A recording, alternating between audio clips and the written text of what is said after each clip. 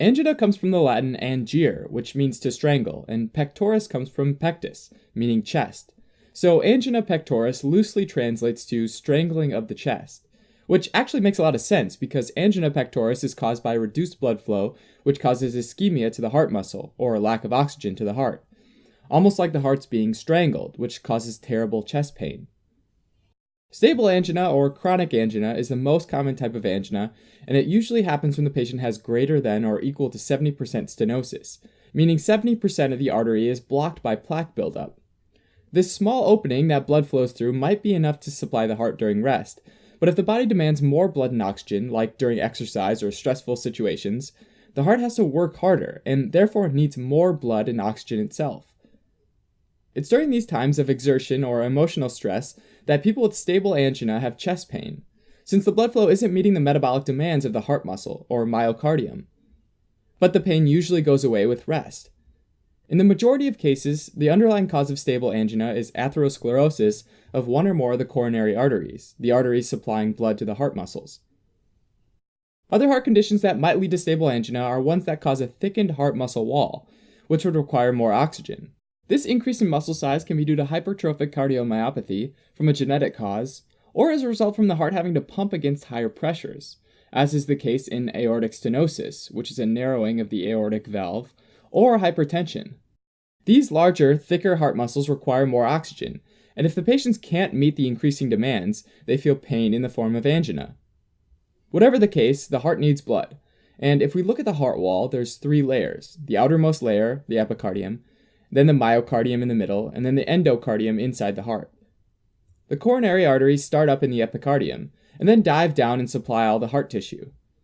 If blood flow is reduced or the myocardium is thicker, blood has a harder time reaching the deeper layer just under the endocardium, called the subendocardium. Therefore, the classic finding with angina is subendocardial ischemia, meaning less oxygen is reaching the region just under the endocardium. This ischemia is thought to trigger the release of adenosine, bradykinin, and other molecules that stimulate nerve fibers in the myocardium that result in the sensation of pain. That chest pain is usually described as feeling like pressure or squeezing, and it can radiate to the left arm, jaw, shoulder, and back, and sometimes is accompanied by shortness of breath and diaphoresis or sweating. Usually the pain and symptoms last less than 20 minutes and subside after the exertion or stress is taken away, and therefore the heart muscle isn't demanding as much blood. Now, unlike stable angina, which describes when patients have pain only during periods of exertion or stress, but not during rest, there's also unstable angina, which is when patients have pain during exercise or stress as well as during rest. It never really goes away.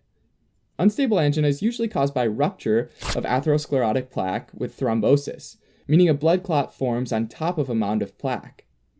Although the occlusion might not block the entire vessel, there's now even less room for blood to flow by, and the heart tissue is starting to feel starved for oxygen even while pumping at a normal rate. Unstable angina, for the same reason as stable angina, involves subendocardial ischemia, and it should be treated as an emergency because patients are at a high risk of progressing to myocardial infarction or heart attack. The key distinction is that unstable angina means that the heart tissue is alive, but ischemic or starving for oxygen, whereas myocardial infarction means that the areas of the heart tissue have already begun to necrose, or die. Now, a third type of angina is vasospastic angina, also known as Prinzmetal angina, and patients may or may not also have atherosclerosis. Ischemia and resulting chest pain is due to coronary artery vasospasms, meaning the smooth muscles around the arteries constrict extremely tightly and reduce blood flow enough to cause ischemia. Episodes of vasospastic angina don't correlate with exertion and can happen anytime, including at rest. The underlying mechanism causing vasospasms isn't well understood, but likely involves vasoconstrictors like platelet thromboxane A2. Unlike both stable and unstable angina, in this case the coronary arteries constricted so severely that all layers of the heart wall being supplied are affected. Therefore, it's referred to as transmural ischemia. Alright, so if we line these 3 up side to side, there's some important clinical similarities and differences.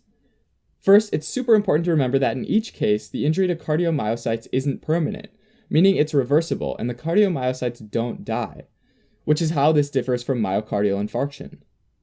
On an electrocardiogram, or ECG, Both stable and unstable angina show an ST segment depression, since ischemia is limited to the subendocardium.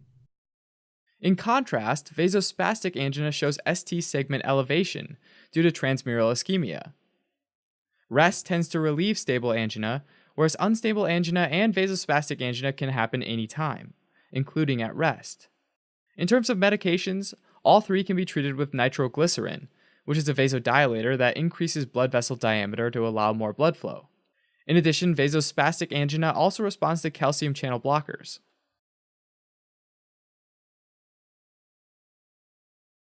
Thanks for watching. You can help support us by donating on Patreon, or subscribing to our channel, or telling your friends about us on social media.